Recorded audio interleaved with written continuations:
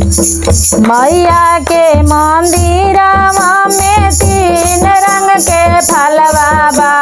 मैया के मंदिरवा में तीन रंग के फलवा बा।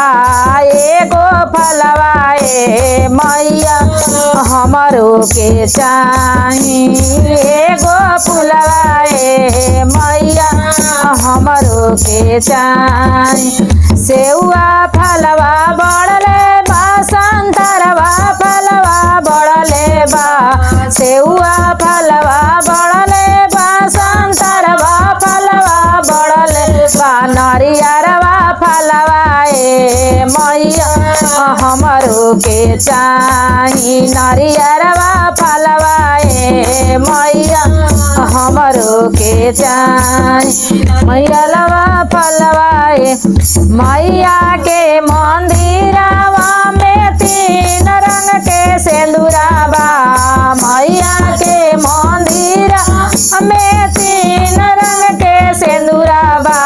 एगो सिंदूरा ए मैया हमरो के चाही, एगो सिंदूरा ए मैया हमरो के चाही। लालका सिंदूरा बढ़ले बा, पियर का सिंदूरा बढ़ले बा। लालका सिंदूरा बढ़ले बा, पियर का सिंदूरा बढ़ले बा। भकरावा सिंदूरा ए मैया हमरो के चाही, भकरावा सिंदूरा ए मैया हमरो के चाही। मैया के मंदिरवा में तीन रंग के साड़िया बा।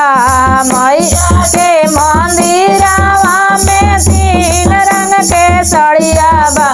एगो साड़िया ए मैया हमरो के चाही, एगो साड़िया ए मैया हमरो के चाही। लालका साड़िया बढ़ले बा, पियर का साड़िया बढ़ले बा।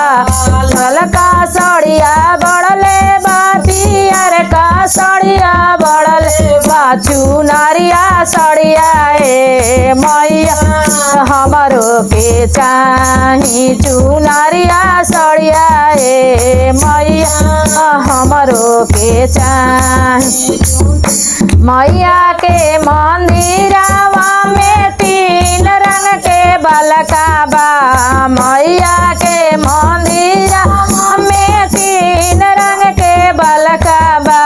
एगो बलका ए मैया हमरो के चाही, एगो बलका ए मैया हमरो के चाही।